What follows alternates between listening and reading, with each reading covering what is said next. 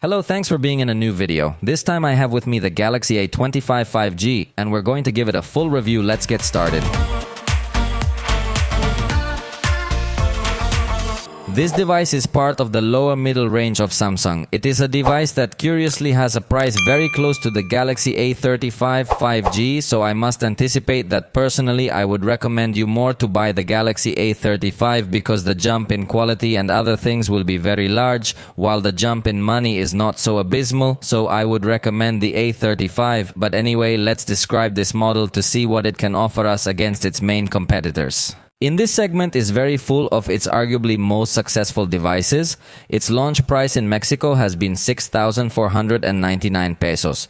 This is approximately $395, although remember that the prices here are not the same as over there. So as I say, there is a 500 peso difference with respect to the A35 and I would recommend that device more. In this segment, there are several competitors of different modes of launch, so how for me, if you accompany me to know point by point this device, which has as one of its strengths its distribution, since you can find it in many online stores and physical stores. In design, we have something very similar to what we see in all other Galaxy devices of the moment. That is, considerably thick bezels on this front, and in this case it still retains a notch cutout design for the screen. That is, the front camera has a U shape on this part, and that makes it look like a much older device than it actually is. So I definitely don't consider it to be an aesthetically appealing device because of the front. Some claim that it has a Gorilla Glass 5 level of protection on the display. However, Samsung does not officially communicate this on any of its pages, so it would be great if Samsung would clarify whether or not it has Gorilla Glass 5. On the right side, we will find the key island, which is this small relief to place there the volume buttons and the on-off button that at the same time is a fingerprint reader. At the top is only placed a microphone, while on the left is the tray for the nano SIM card and micro SD card. One thing to note is that this tray does not have a well-sealing gasket unlike other devices, so I would even say that it is not even able to resist some splashes in case it gets to have water near this area. There are other devices that have a better seal of this area despite not having certification against water, which would give us more security, but in this case I feel it is a fairly simple design. At the bottom, we find the headphone jack, plus a microphone, USB-C port, and the main speaker, which in this new generation has no grill design. This device has a thickness of 8.3 millimeters and weighs 197 grams. In my hands, I have the light blue edition, but it is also available in dark blue and yellow for all tastes. Interestingly, this back cover includes a kind of grid-level design, which can make it look a little more attractive. And honestly, it's a bit strange because usually Samsung has gone for completely smooth back covers, but in this case it does have an aesthetic pattern, although to the touch it does look completely smooth. The cameras are not enclosed in any module to maintain this minimalist design that Samsung is using lately in all its ranges. Remember that we will not find water and dust resistance, so I insist that it would be more advisable to acquire the Galaxy A35 5G, which adds a good level of screen protection, water resistance, better processor, and many other things more. But let me continue to tell you all about this model. The screen is 6.5 inches with Full HD Plus resolution and Super AMOLED technology. So we have a good screen, although it's not as bright as some of its bigger siblings, but overall I think it is a screen quality that is going to be considerably good as it gives us a pixel density of 396 pixels per inch. Therefore, the level of detail is quite good when reading or viewing some content or an image. Note that it also has good viewing angles, so viewing the content from some sides maintains a good level of visualization, good brightness, and well-represented colors as well. The screen has a maximum peak of 1000 nits, so in this sense I think it does become one of its highlights. It is a very bright screen considering its price range. In addition, it has 120 Hz in its refresh rate, so at the time of sliding in lists or other system animations, you're going to see a lot of fluidity and very smooth movements. Also in this sense, we could find one of its strengths, since other screens of the same price could have 90 Hz. Samsung offers two color calibration modes for you to choose the one you like the most. So, I think the screen does become one of its strong points. The sound will also be a strong point because not only does it have the bottom speaker, which is the main speaker and the one that emits the most bass frequencies, but it also has a speaker on the top, on the earpiece for calls to be exact. And honestly, it's a very good quality sound. Not only does it sound loud, but it also has a good presence of bass frequencies, which is unusual to notice in this range. So the sound does get to be quite remarkable. Join me to listen to a small test, but remember that it is not the same to listen to it live.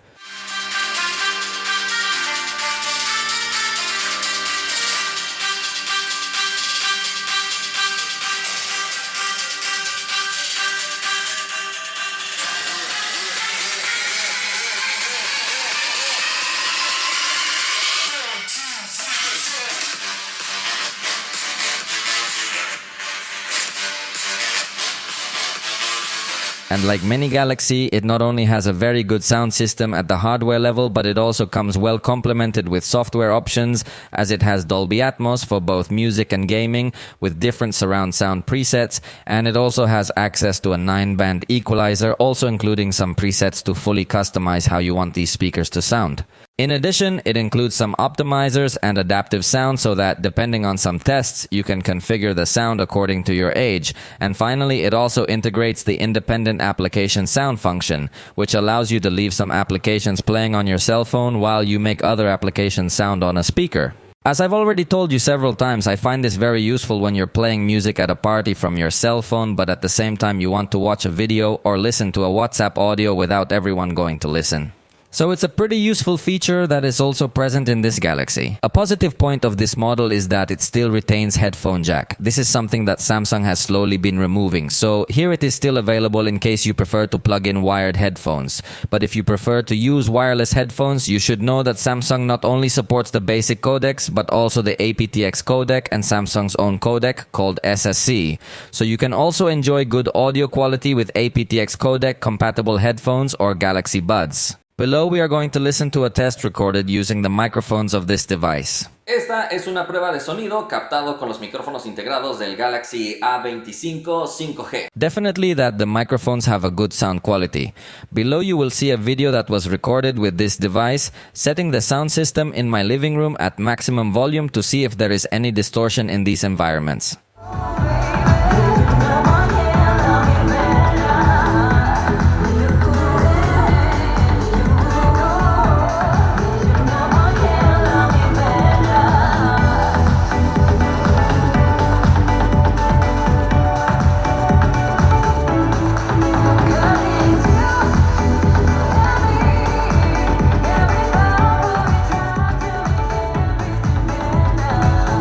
As you can see, I think the device can pick up the audio with a good quality. Possibly if it is too loud, it gets to lose a little sharpness, but nothing really serious.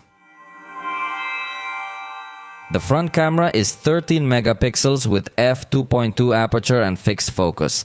Like every Galaxy, it has a quick release method by double pressing the power button, and you can do this same gesture to rotate between the main camera or the front camera. So it's very handy because this gesture works when the device is locked or when the device is unlocked inside any other app. It is a gesture that you can always use to launch the camera with a lot of speed in any condition. The device features 2 levels of wide. In the closed angle, the pictures will be 9 megapixels, and note that the capture speed becomes acceptable. I think it is not one of its strongest points, but you can enjoy a good experience capturing pictures. In fact, you can slide down the shutter and access a burst with the front camera, something that few devices allow, in this case with a limit of 30 photos. It also features easy capture by showing the palm of your hand in case the shutter is hard to reach. In fact, in the camera settings, you can also enable an option to make the shutter floating and place it wherever you want to make it even easier to take pictures. In the upper right corner, it has a special button to enable facial beauty filters, although you have to turn them on with the button that appears in the lower right corner. There are 4 different parameters that we can modify on our face, such as skin smoothness, tone, jaw size, and eye size. The result does not look too artificial, even with all parameters set to maximum. But this button not only allows us to access facial beauty effects, but also some color filters that are available at the bottom. We can visualize all of them in real time and simultaneously. The selfies of this device surprise me by the level of detail they managed to reach. It is a very good quality of photography, although it is curious that sometimes the performance of the camera could be very variable. Look at the preview of this photograph. It looks like it didn't detect that it needs to use HDR because you don't see the indicator anywhere. So if it doesn't detect that it needs to use HDR, notice that the picture is going to be very bad in light and shadow balance. But when it does detect that it needs to use HDR, it does a better balance. And since it has fixed focus, ideally you should be a little closer to the camera to get a better level of detail. However, it will also offer a good level of detail when you have your arm outstretched. Indoors, it confirms that it has a good color management, giving sufficiently accurate colors. Although in these scenes where there is not so much illumination, the level of detail is reduced, but it handles in a good enough way the noise, which appears slightly in the darkest areas, but I like that it keeps well the intensity of the colors. And at night, it honestly surprised me as the result is considerably good. It still has a good level of detail without being something spectacular, but I think that at the price we could not get so demanding. Overall, the selfies are good. This would be the most complex scenario, which would be against night light, and in this case the device automatically does not have the flash enabled, but notice that it still manages to take an acceptable picture. If you use the screen as a flash simulation, you will greatly improve the result, especially for the level of detail. Although if you try to zoom in, you will notice that it is a very complicated photograph because of the presence of noise that is there. But note that if you use the night mode in conjunction with a flash simulation, it's going to come out a considerably clean photograph with a good level of detail and good balance of light and shadow, which honestly is very surprising in this price range. I've seen other Galaxies with worse performance in more expensive versions. And this would be the result it gives us in portrait mode at night. I think it's a good thing because of the blur mode it has, although it seems to have an outline on the face in the darker areas that looks a little strange. But I think we can forgive those kind of details in these devices that are not so expensive. Portraits in the daytime will also be of very good quality, however, it is not able to detect objects in the foreground. So it is recommended that you are not near or holding any object because otherwise the picture will look a little strange, but I like that it has a good level of detail and also good color rendering.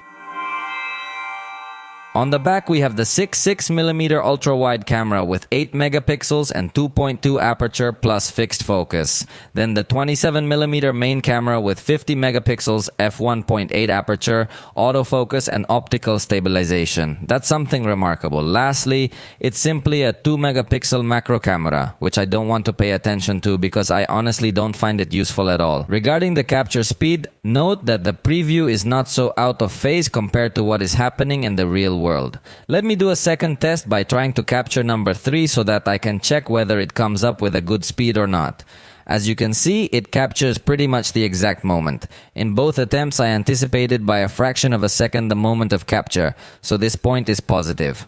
And as I was saying, it also has a good burst that you can use by sliding the shutter down with a limit of 30 photos that apparently takes a quarter of a second to react, but it seems to me that you can get to extract the exact moment in some pictures. Again, in the upper right corner, we have a button where we have some real-time color filters and also facial beauty effects, in this case also with the 4 parameters of the front camera. For manual controls, we can press on the screen and we control the focus and exposure, and this we can lock it so it's not moving automatically. Or we can also access a professional mode where we will find a little bit more parameters.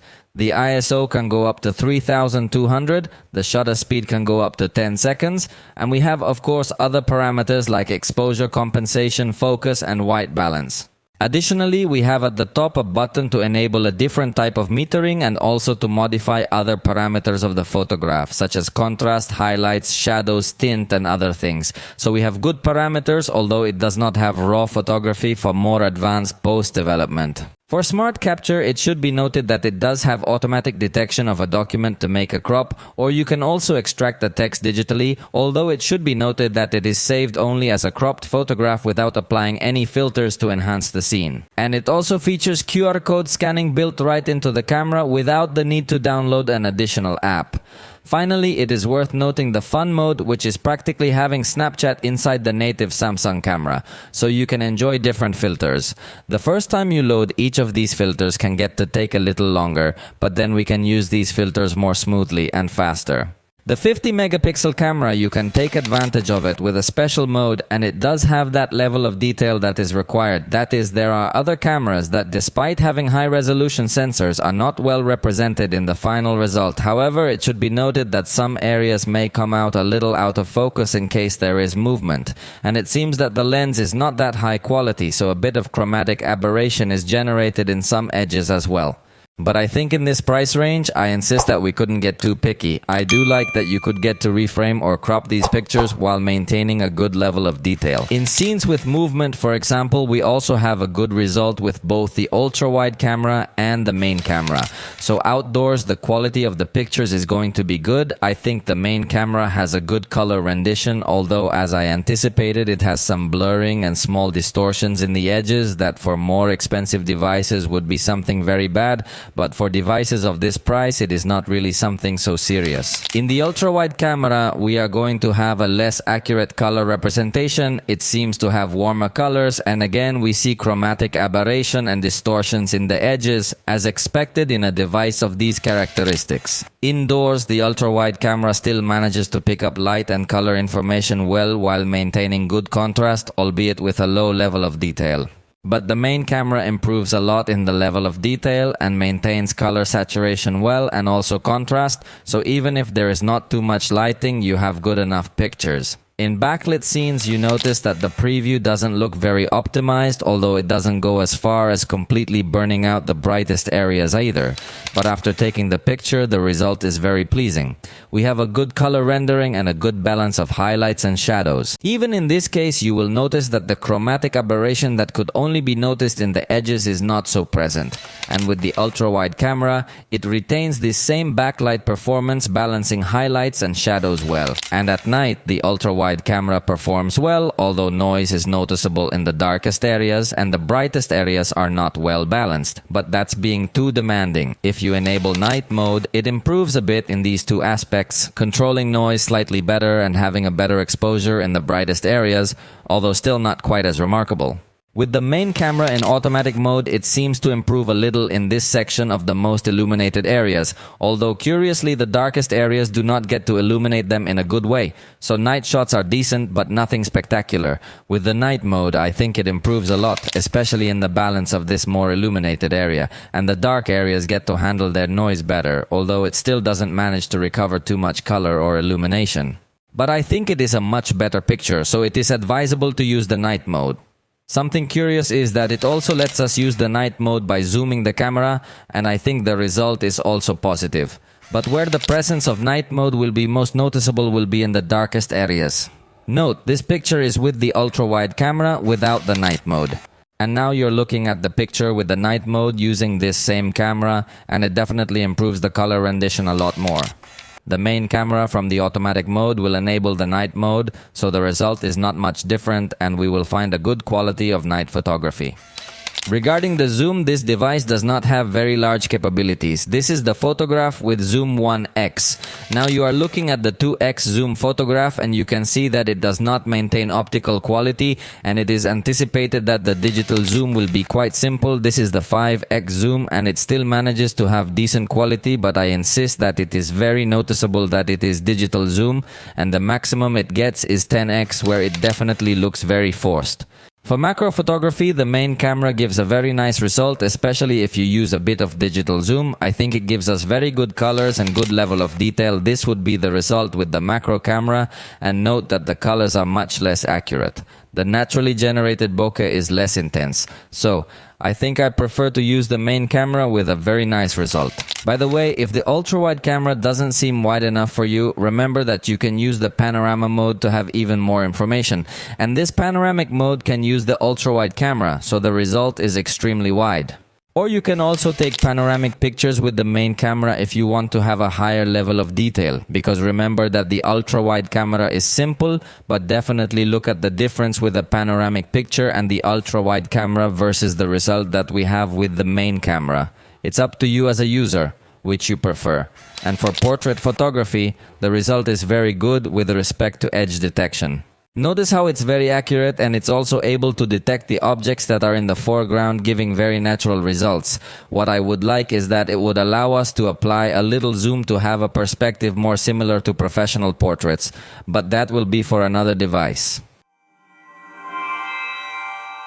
For video recording, something remarkable is that this device does support recording in 4 to 30 frames per second, although only with the main camera, since the ultra-wide camera will necessarily need full HD resolution at 30 frames per second. As you can see, the ultra-wide camera is not capable of recording at 60 frames per second. In fact, the front camera will also be limited to full HD resolution at 30 frames per second. Again, in the upper right corner, we have some color filters that we can use during our video recording while maintaining the full HD resolution. And in the bottom right corner, it has an automatic framing mode, which, as you'll notice, will use the ultra-wide camera to have a wider perspective to automatically frame the person you're recording. In fact, this could come in very handy when you're recording yourself and have no one to hold the camera. When recording video, notice that it has a button to take pictures, also a button to pause and resume our recording.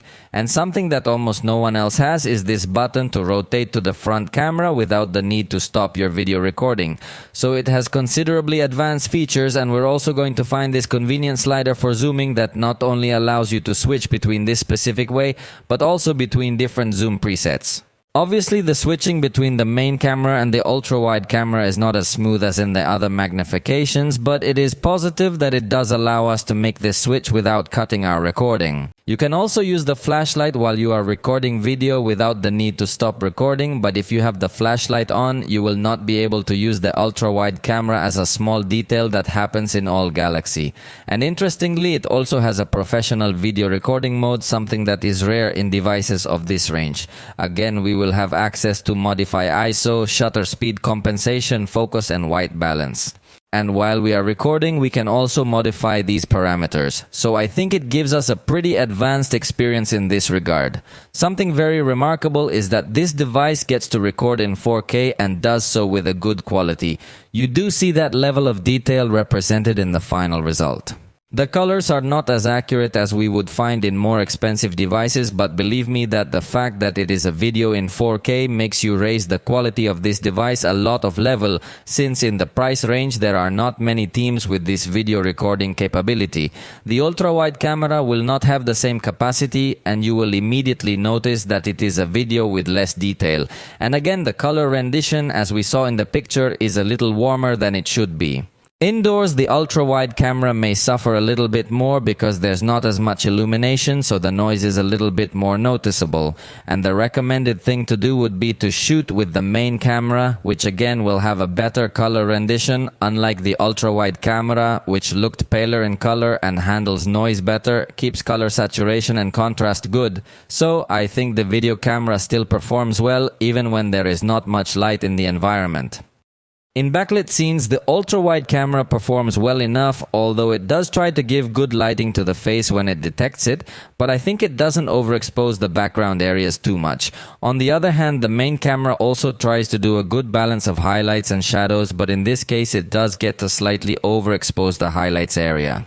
But believe me that compared to other devices, this video recording is very remarkable, although you do get to notice these jumps in the changes in lighting, but at the price is pretty good. At night, the ultra-wide camera will not have very good capabilities to show a good level of detail, so the change is very noticeable when you go to use the main camera. Although it is noticeable that this lens transition is very slow, in fact the video does pause for a moment, but at least it does let us switch between the main camera and the ultra-wide camera. However, in these transitions you will notice how the ultra-wide camera has very little light input. It's really not recommended to use this camera when recording video at night, but the main camera might be able to defend itself well, considering that it's a pretty dark environment. Although obviously if you want to transition between the main camera and the ultra-wide camera, it is necessary to use the full HD resolution. But let's get to the day to show in more detail how the zoom behaves. If you record in full HD, it does let you switch between the ultra-wide camera and the main camera, although as I told you, the transition is a bit slow. And when you get to the maximum zoom, it feels very forced. A completely digital zoom that doesn't seem to take full advantage of the information from the camera's sensor. Recording in the ultra-wide camera, you obviously can't transition between the ultra-wide camera and the main camera. And again, the zoom looks forced. In fact, it looks even more forced than what we were seeing with Full HD. So the best thing to do when recording using zoom is to use Full HD resolution. In fact, when you record video on the ultra-wide camera, you will notice that you rely solely on the optical stabilization, which for walking may be sufficient. But when you are running, the movement will be much more noticeable. So it is not so recommended to record on the ultra-wide camera when you are going to record action scenes. The ultra-wide camera is going to be much better at disguising these movements, although the color rendition, as I anticipated, is not very nice with this camera. So, I think stabilization is not a strong point of this device. In fact, it also has a super stable mode, which is going to improve a lot in this aspect of generating less vibrations. However, again, it uses the ultra-wide camera for this mode. This device also integrates a fast camera mode, although the resolution is reduced to Full HD, but it maintains a good level of stabilization and the video does look with a good bit rate to maintain good sharpness at all times. Regarding the slow motion, we find HD at about 240 frames per second. The truth is that the quality of the slow motion is something very remarkable for the price range. Generally, other devices offer you a much simpler slow motion. In fact, it also includes a super slow motion mode, capable of reaching 480 frames per second, although it doesn't look as smooth as it should. But in this price range, almost no one is going to give you a super slow motion mode. The front camera can record in Full HD with a good level of stabilization, although this also causes you to have to stretch your arm out a lot if you want to come out framed properly. So I like that it stabilizes, and I also more or less like the colors, although they are a bit warmer than they should be, but I definitely like a little more experience. Also in backlighting, it's not going to perform well. However, in this price range, we're not going to find many devices that are better. Obviously, it's going to have fixed focus, so if you want something really good to record with the front camera, you do need to invest more money in other models.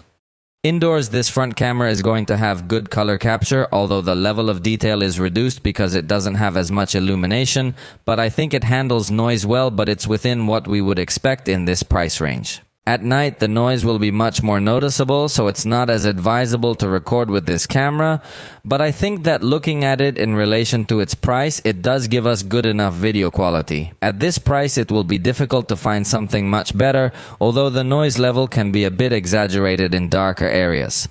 In addition, it does not have a front flash simulation to help you in darker areas, unlike other manufacturers that do help you through the screen. In the front camera, we will not find slow motion option, but fast camera while maintaining a good level of stabilization. And it does not have a dual recording mode, unlike more expensive Galaxy models or some other competitors. In software, we will find One UI 6 running on this device based on Android 14. It's an extremely comprehensive system on Samsung's part, although with 6 GB of RAM, it might run a bit slower than we'd like. But the good thing about all this is that Samsung offers a very extended update policy for this device, promising 4 years of software updates and 5 years of security patches, something few manufacturers are going to offer in this price range. And as you notice, in this case, it is already receiving a new security patch to always keep your device up to date. This is a completely strong point of this device, as with this you are assured that it will soon receive more features and will always continue to have a secure experience. Samsung adds some features like modes and routines where you can automate all kinds of things on your cell phone with conditions and consequences. Remember that it has a very convenient assistant where you can create these kinds of routines with different triggers and different consequences as well. So the truth is, the level of automation that you can achieve with your device you are not going to find in other non-Galaxy cell phones.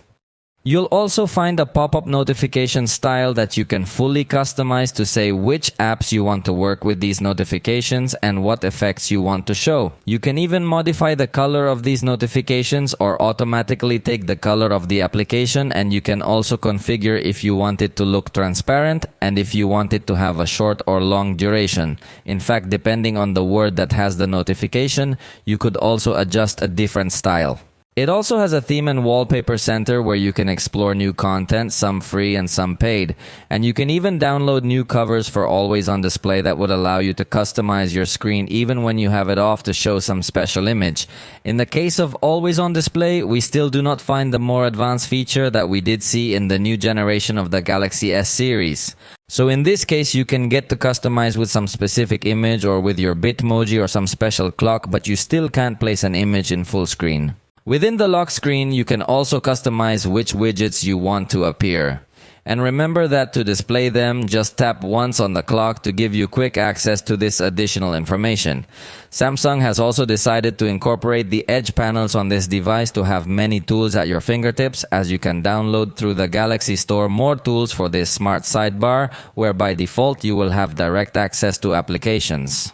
But you can configure it to add new panels and also have direct access to contacts, screenshot tools, and the like. From Edge panels, also note that you can launch apps in split screen at the same time, and you could also open apps in floating window if you slide them to the center of the screen, so you can open many apps at the same time on this same device.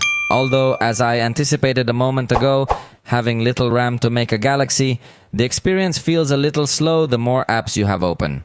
But it is something remarkable that it does allow you to open apps in this floating window mode. In fact, you can also minimize these apps in a bubble, or you can also assign transparency so that you can have a clearer view of the content behind it. So honestly, Samsung's multitasking experience is also going to be unique and not going to be offered to you by another manufacturer at this same level. Because in the Samsung Labs section, we're going to notice that it allows us to force multi-window for all applications. That is, there are manufacturers that offer floating windows, but not all applications are supported. However, in Samsung, you can force all applications to work under this new format. It should be noted that this device does not integrate Bixby as a voice assistant, so we only have access to Google Assistant. And it has some traditional gestures, including a very common one from Samsung, which is to capture the screen by sliding the palm over it. But honestly, I've never found it a very comfortable gesture to perform, and I also have a hard time getting it to activate. The one-handed mode is quite comfortable, you can reposition it, and you can also resize it, so it's very good. And it also has a feature to have effects on your video calls. This can be in WhatsApp to be able to change the color of your background or assign a completely different image in your background, very similar to what we see on computers. So it allows you to improve how your camera appears. It also has dual messenger, so you can use two instances of these messaging apps, even with a separate contact list in case you need it. And within the gallery, there is also the option to create a collage or a GIF or even a video, so you have good tools without the need to download paid apps. In fact, also note that in the object editor that can be useful, simply just select the last option and then object eraser, so that you simply have to enclose the object or person you want to delete, and watch how intelligently it's going to select it, and subsequently we can press the delete button, and I think it will do a considerably good job in this regard. It also allows us to hold down on objects or people to extract them immediately. See how easy it can be, and you can even copy it to the clipboard or save it as a sticker or an image.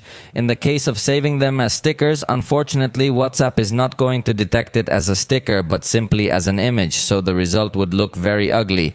But notice how Telegram is able to detect it as a sticker, so hopefully they will update WhatsApp to make it work better. Similarly, you can extract the text that appears in the photos if you press and hold on any word, so it can also become very practical. And remember that in Samsung Members you can have a forum to chat with other Galaxy users, report any problems, and above all, you have a very interesting coupons with different brands of both food and clothing, vacations, and other things in case you want to take advantage of the discounts offered in collaboration with Samsung. As I have already told you, One UI seems to me possibly the best system for cell phones, with very good options, very stable, and with a very good design, but it needs good RAM to work well, and in this case possibly gives you an experience a little slower than we would like. Lastly, the optical motor of this device is on the Z-axis, so it is not able to give you as many responses as we could find in more advanced models when interacting with other elements with respect to the vibrator.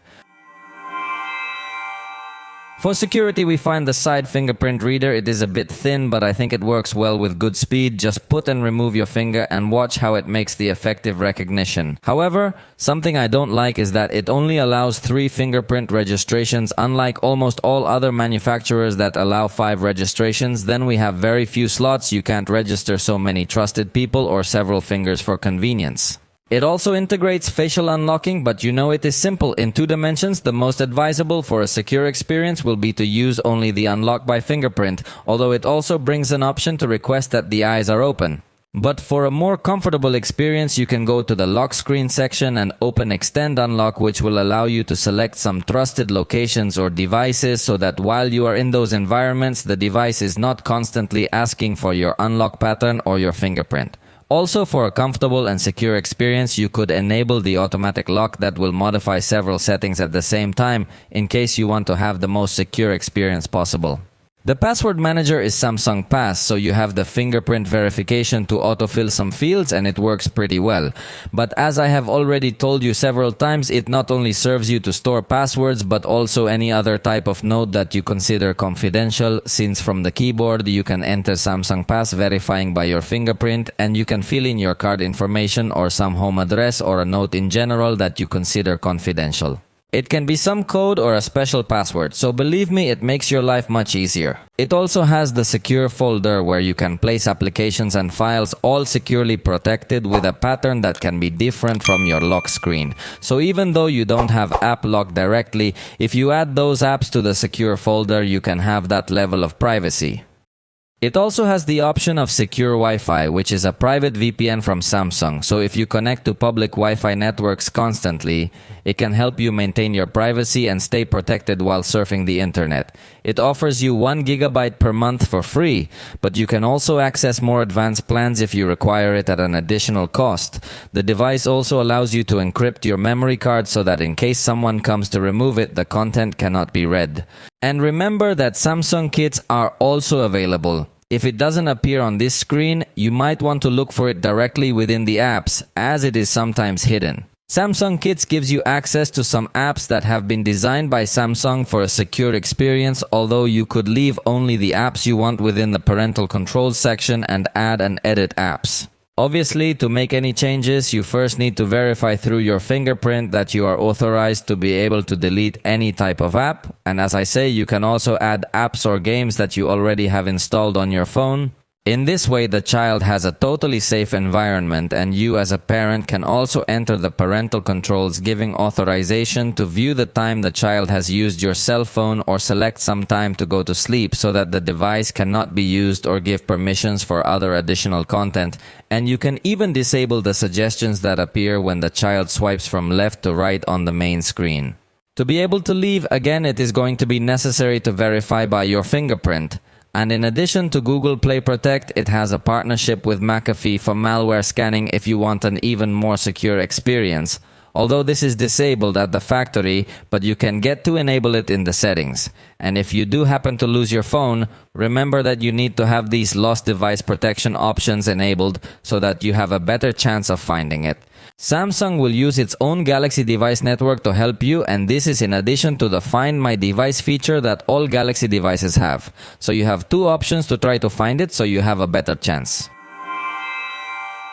The battery is 5000 milliamperes, and I must say that in this case it is perfectly well managed. It is a battery that can stand out over some other competitors. Remember that I usually run several tests to analyze the life. First running this battery drainer in the foreground, and with this it reached practically 5 hours, to be exact 4 hours and 48 minutes. In general, I think it does get to excel, as I say. And the second test is to keep this drainer running but leave it running in the background while in the foreground we watch YouTube videos. And with that test, it pretty much reached 5 hours. So it seems to me that it manages the apps running in the background well. It doesn't give them 100% power, and that helps to have a good life overall. In addition, you know that Samsung includes a basic power saving mode for day-to-day, and also in the additional options you can enable a much more extreme power saving mode that could help you in emergencies, as it restricts virtually all applications but leaves you access to 4 additional applications that you also consider essential. The 25-watt charger is sold separately, and that definitely bothers a lot because in this price range all other manufacturers include chargers in the box. So it's definitely going to be a very bad experience in this regard, and besides buying the charger separately, it's not going to be that amazingly fast charging. In 15 minutes in my test it recovered 26%, in half an hour it got up to 52%, and the full charge it finished in 1 hour and 21 minutes, so as you realize it doesn't get to be that remarkable. And for the moment the battery care options are a bit limited, although when upgrading to One UI 6.1 will receive more options. For now it only features 85% charge lock. In case you need to keep the cell phone plugged into the power all the time, you must enable this option to prevent the battery from suffering such a rapid degradation. This device gives us access to 5G networks, so if we have a good download speed and connection, it does not offer us eSIM, so if you go on a trip, you could not just scan a QR to add a data plan. But since we talk about mobile data, note that in this case, if we will allow us to give permission to some applications to access the internet with Wi-Fi or mobile data, or some other applications can tell you to only access the internet with Wi-Fi to avoid bad surprises in our data consumption. And speaking of Wi-Fi, in this case supports Wi-Fi 5 networks, so in theory it should not offer very remarkable speeds, but believe me that among other devices I've tested with Wi-Fi 5, this is the one that has given me the best download speed. So it seems to have a good modem in terms of download speed, but later in the games I will tell you a little flaw of it. It will also offer Bluetooth 5.3 to give us a good level of stability connecting our accessories, and also has NFC, so you can make mobile payments using this phone in conjunction with applications such as Google Wallet, Members Wallet, or other banking applications. Also, a good news is that it also has support for FM radio, something that is unusual in recent devices. However, if it is a feature that is available, you obviously need to have headphones connected for it to work. It will also have Smart View to wirelessly project the screen with some advanced features like hiding notifications on the projection, or you could also get to project just one app so you can be using your device while the projection is being made. So it is quite handy and supports multiple screens. It doesn't have wired projection, but it does have support for Android Auto, both wired and wireless. And finally, in the sensors, it incorporates accelerometer and geomagnetic field sensor and orientation, in addition to a gyroscope and light sensor. In the case of the proximity sensor, it is more of a contact sensor because it is not enabled when there is something nearby, but when there is something touching completely on the screen. So it could end up giving a slightly unstable experience, especially when making calls or listening to WhatsApp audios directly with the headset. The Galaxy ecosystem will always be a strong point in the devices, as you have a large catalog of compatible devices. For example, there is a very good catalog of Galaxy Buds that you can buy to connect and enjoy a very good experience. You can even listen to your notifications directly on the headphones. With Galaxy Watch, you also have a good catalog and a good interaction. For example, you can take pictures directly from the watch, or sync your alarms, or have WhatsApp right on the watch. You also have a very good amount of Galaxy Tab of different models for advanced interaction between your cell phone and your tablet. Remember that the device has several technologies to take advantage of the ecosystem, as Quick Share to share files easily between devices of the same brand or other brands, and even on different laptops if you install it. It also has Music Share. Galaxy Buds can switch devices automatically. You can answer calls from your tablet in case you have a Samsung tablet. It also has the Windows connection already built in, so you don't need to configure more things. Although the Galaxy Book is not for sale in Mexico and many other countries. So the laptop is possibly the weakest section of the entire Samsung ecosystem. But in the rest of the features, it is an extremely good experience, since it also has Smart Things. Smart Things will allow you to connect all kinds of devices easily to your home. So from this same app, you could control the air conditioning, some lights, the doorbell, and other things. And believe me, many devices are compatible with it. In fact, there is a special section where you can see the list of compatible devices in case you want to make your home smart. So in Samsung ecosystem, not only has a large number of devices, but also good technologies to connect with each other to various devices of the Internet of Things. And with regard to cloud storage, it does not rely solely on Google with Google Photos and Google Drive like all other Android devices, but also incorporates a collaboration with Microsoft. So directly within the gallery and settings, you can connect your account with OneDrive to back up all your photos there, although they offer you for free only 5 gigabytes. Let's go to the performance test, and let me open several applications at the same time to see how this Exynos 1280 performs. A processor that has several years on the market, so it's an old processor, but it could get to give us a good performance. Although unfortunately in this case it has 6 gigabytes of RAM, and that is mainly what could affect performance on Galaxy devices. Generally on Galaxies, I like them to have at least 8 gigabytes for a much smoother experience. As you can notice in this case, my stopwatch stopped working some time ago, confirming to us that this is a device that cannot sustain multiple tasks at the same time because at some point it is going to cancel some of those tasks. Notice that the stopwatch has been completely frozen and I have its application supposedly running in the background. It finally reacted.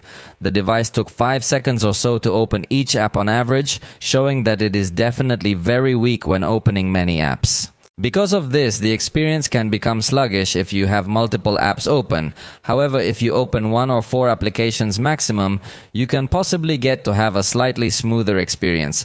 Notice how in this case, when you go back to an app, you will see these white screens or apps constantly restarting. Therefore, I could not recommend this device if your priority is to have a very fast and very fluid experience with several open applications. It's definitely not going to give us a good feeling in this sense. It's going to be very slow. Even when you are inside an application, you will notice that the contents may load a little slow if you have too many applications open. But if you don't, you could end up having a much looser and smoother experience. But as I told you at the beginning, the price difference is very low compared to the Galaxy A25, which has a much better processor. So I would recommend you more to buy that version. Supposedly Samsung offers virtual RAM with another 6 additional gigabytes, but honestly it's not going to work well. There are other manufacturers that offer virtual RAM that actually works, but Samsung is not one of them. The storage is 128, serving nothing more than its due, although fortunately you can fit a micro SD card up to a terabyte, and with that you can expand the storage even further. Next, we are going to test how long it takes to export a video with a total length of 1 minute using clips recorded with this device in full HD. It took 50 seconds, showing that it is very weak when it comes to exporting videos, so I would not recommend it highly. I insist that you would be better off purchasing the A35. For games, Samsung integrates the Gaming Hub, where you have a compilation of games that you can run without the need to install them, so they do not use internal storage space and could be a solution for less demanding and more casual gamers.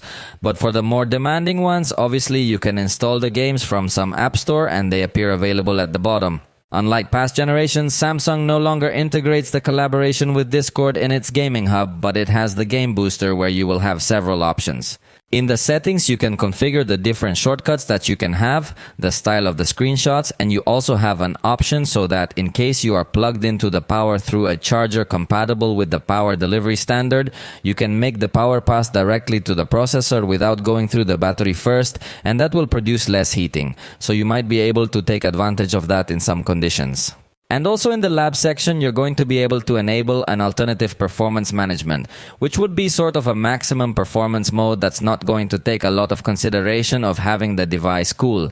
So it's up to you as a user if you want a very cool experience or you don't care much about the device getting hot. When entering a game, we will also be able to open the Game Booster bar to access more options.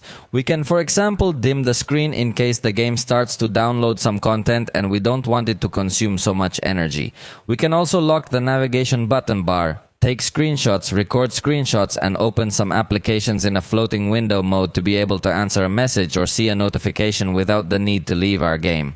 You can also enable the priority mode that will silence incoming calls and notifications to avoid any interruption, and in this case does not have access to the game plugins that we do find in other Galaxy. In Call of Duty, this device by default loads medium quality at a very high frame rate. However, high quality is also available, maintaining the same frame rate per second, but if we want to go to the maximum rate, the graphic quality drops. So it is up to you as a user which configuration you would like to use in this game. In the case of using the high quality, still several effects do not appear available, showing that this processor does not have so much compatibility. So first we played with the high rate, and in this case we kept the alternative performance management option enabled, giving priority to have more power without considering too much the heating.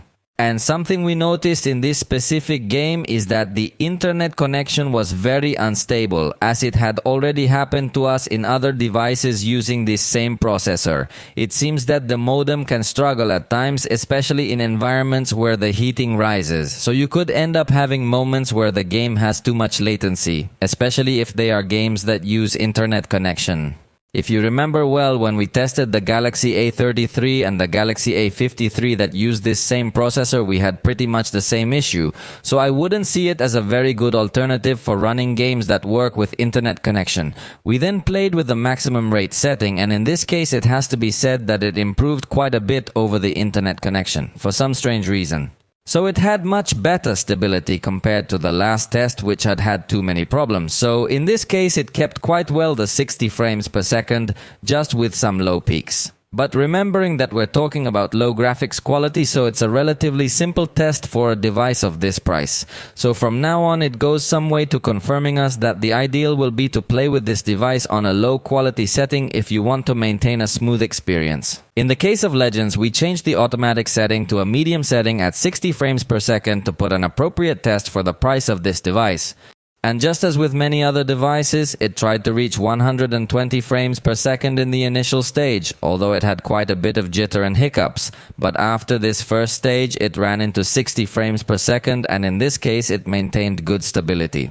When recording the screen, you might notice more hiccups. It doesn't freeze completely, but it could be annoying if you are a more demanding gamer. So it's up to you as a user how demanding you can get in games. But one thing to note is that the device was already starting to heat up a bit too much, exceeding 45 degrees Celsius in this content. Although, as I pointed out to you, we enabled the option to give priority to power without considering too much the heating, so if you don't enable this option, possibly the device will stay cooler but may exhibit a little more freezing. In the case of SpongeBob, the device by default loads low resolution with medium quality at 30 frames per second, but we went up to medium resolution and also went up to 60 frames per second, although in this case the smoothing is disabled, and the result was honestly very good, without recording the screen. It can maintain a good performance. Obviously, we didn't put a complicated test on it with these quality settings, so it is confirmed that if you get to select a not very demanding graphics quality, the device can indeed give a good performance in different games, although when recording the screen it struggled a bit more because it was not able to reach 60 frames per second. Possibly also because of the temperature, because it was very close to reaching 46 degrees Celsius. So it's a processor that really can get very hot when you're running this kind of heavy content and heavy tasks. In Henshin Impact by default it loads the graphics quality low, and for testing what we did was we left it at that quality but went up to 60 frames per second and enabled motion blur at a low level. And honestly, considering that we did not activate a very demanding graphic quality, the device did not give us a good performance, confirming us that it is not an optimal device for gaming. Even note that the heating exceeded 46 degrees Celsius, so it is quite uncomfortable to be playing with such a hot device. So the device has constant drops in the frames per second, so definitely the experience is not good in this type of content. If your priority is to play this kind of 3D content with different textures, shadows and effects, definitely this experience will not be positive, so you will probably be able to find much better devices in this gaming section. As a conclusion, it seems to me that this device is quite balanced in many things, but in games it does not do very well. Fortunately, it has good cameras and other things. However, its biggest rival will be the Galaxy A35 because it has virtually all the benefits it has. This cell phone improved in many other aspects without increasing much the price. So Kui, I hope you liked this video. If so, you know you can indicate it, and see you next time.